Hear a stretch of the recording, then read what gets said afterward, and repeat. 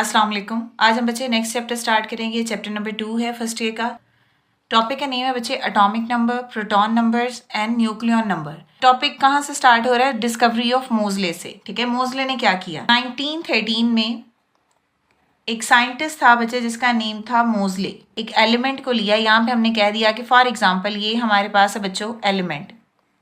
जब इस एलिमेंट पे बच्चे इसने बम्बार्डमेंट करवाई है कैथोड रेज की, बम्बार्डमेंट ऑफ कैथोड रेज।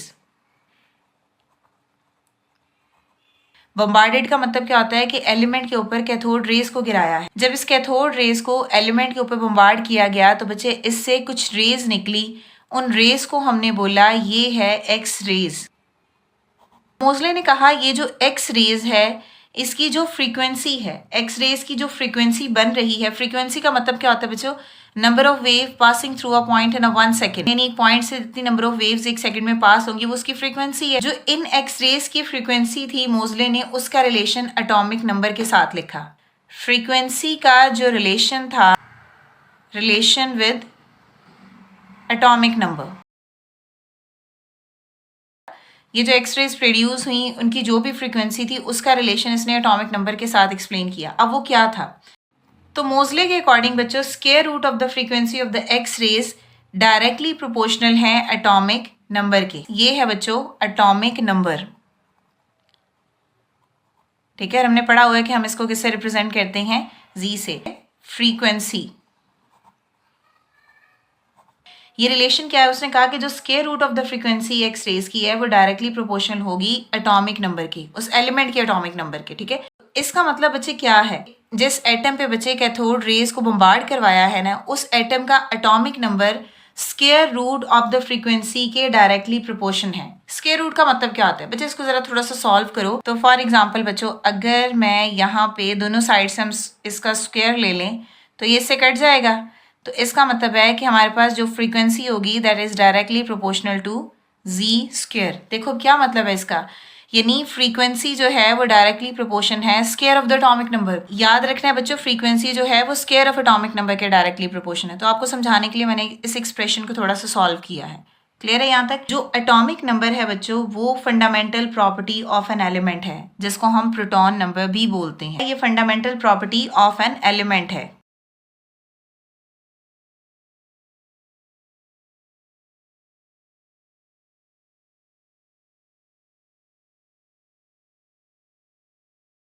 इसको हम और क्या बोल सकते हैं? इसको हम प्रोटॉन नंबर भी बोल सकते हैं।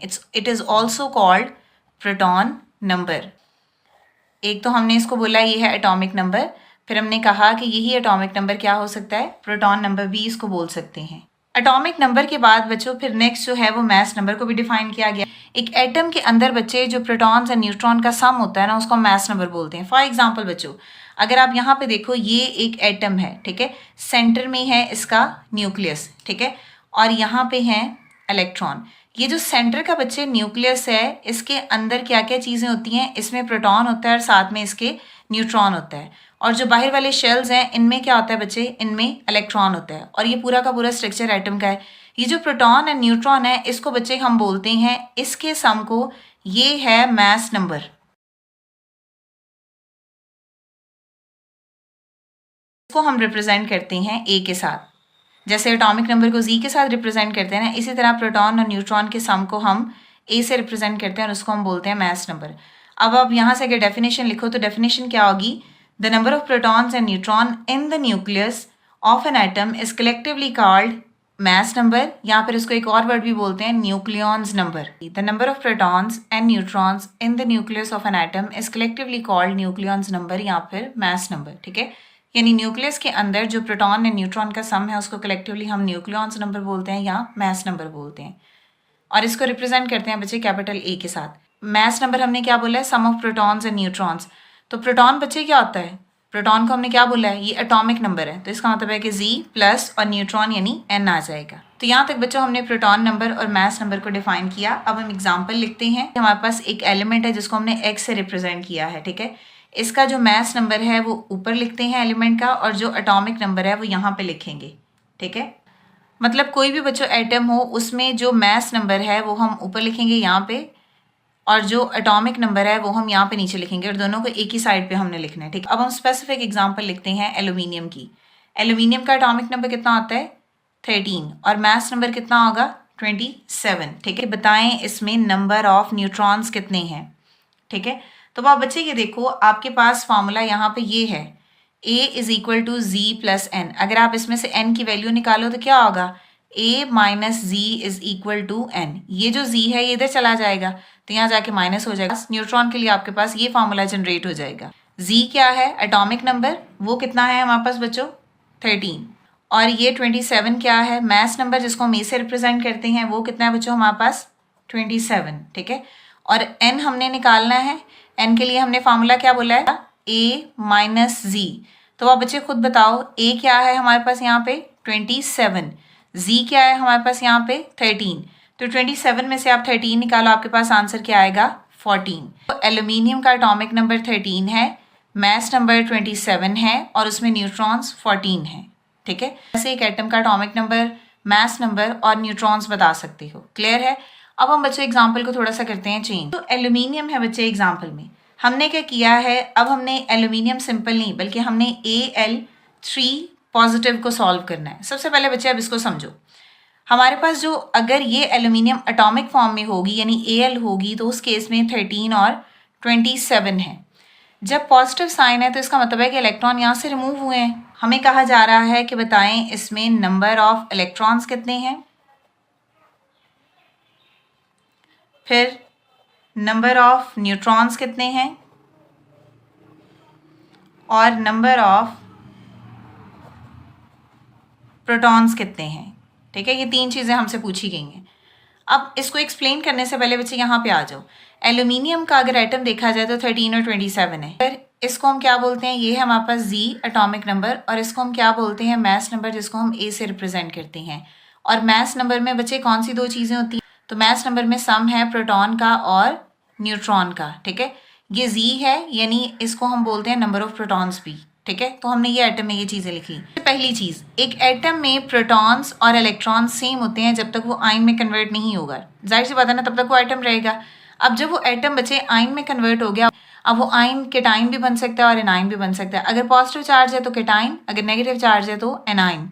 अब अगर पॉजिटिव चार्ज है तो इट मीन्स दैट कि उसने इलेक्ट्रॉन लूज किए हैं। एटॉमिक नंबर जितना भी एलिमेंट का होगा उसमें से हमने उस नंबर को माइनस कर देना है जो पॉजिटिव के साथ लिखा हुआ है। अब यहाँ पे कितना है 13 और पॉजिटिव चार्ज कितना है 3, तो 13 में से 3 निकालो बच्चे, कितने बच गए 10 इलेक्ट्रॉन, ठीक है। तो Al3 पॉजिटिव के केस में बच्चे इलेक्ट्रॉन कितने हैं 10, क्लियर। अब नंबर ऑफ न्यूट्रॉन्स कितने हैं, न्यूट्रॉन्स क्या होता है बच्चों, हमने इन दोनों को माइनस करना है। अब नंबर ऑफ न्यूट्रॉन्स हमने फाइंड करने हैं, और न्यूट्रॉन कैसे फाइंड करते हैं, हमने कहा हुआ है कि हमने मास नंबर को और एटॉमिक नंबर को माइनस करना है तो हमारे पास नंबर ऑफ न्यूट्रॉन आ जाएंगे, ठीक है। तो बच्चे एक एटम जब आयन में कन्वर्ट होता है ना तो उसमें प्रोटॉन चेंज नहीं होते, बिकॉज प्रोटॉन कहाँ होते हैं न्यूक्लियस के अंदर। जब आयन में कन्वर्ट होगा तो वो तो इलेक्ट्रॉन को रिमूव कर रहा होता है और इलेक्ट्रॉन शेल्स में होते हैं, तो इसीलिए एक एटम में और आयन में प्रोटॉन नंबर सेम ही रहेगा। तो यहाँ पे आपने सिंपली क्या करना है 27 में से 13 को माइनस करना है तो हमारे पास नंबर ऑफ न्यूट्रॉन्स कितने आएंगे 14, और नंबर ऑफ प्रोटॉन्स वही जो यहाँ पे मेंशन है 13 वो एज इट इज आ जाएंगे, ठीक है। तो ये बच्चे हमने केटाइंस में फाइंड किए हैं। इसी तरह हम एक एग्जांपल एनाइन के लेते हैं Cl नेगेटिव की। बच्चे यहाँ पे भी हम number of proton, neutrons and electron बताएंगे। प्रोटॉन अगेन जो यहाँ पे मेंशन है डायरेक्ट 17 है। अब Cl नेगेटिव को हमने सॉल्व करना है, और जनरल एटॉमिक फॉर्म में एटॉमिक नंबर और मास नंबर होता है। नंबर ऑफ प्रोटॉन्स जो यहाँ मेंशन है 17, यही एटॉमिक नंबर है और यही नंबर ऑफ प्रोटॉन है, ठीक है। न्यूट्रॉन्स के लिए आप 17 और 35 में से 17 को बच्चे माइनस करोगे तो कितना आ जाएगा यहाँ पे 18, ठीक है। नंबर ऑफ इलेक्ट्रॉन्स क्या है, जितने नेगेटिव है ना उनको प्लस कर देना। अब यहाँ पे 1 है तो इसका मतलब है कि यहाँ पे क्या होगा 17 + 1 तो 18 इलेक्ट्रॉन्स आ जाएंगे, क्लियर। अब ऐसे ही बच्चों नेक्स्ट एग्जांपल है हमारे पास oxygen, sulphur and phosphorus. Oxygen के अगर जनरल फॉर्म देखें तो बच्चे 8-16 से ये कन्वर्ट हुआ है 8 to नेगेटिव में, ठीक है। तो इसमें सबसे पहले न्यूट्रॉन्स क्या होंगे, न्यूट्रॉन्स का मतलब आपने इन दोनों को करना है माइनस, 8 और 16 को माइनस करना है तो क्या बचेगा 16 में से 8 निकाल देना है तो 8 आ गए। प्रोटॉन यही एटॉमिक नंबर है, यही प्रोटॉन है तो यहाँ पे 8 आ गए।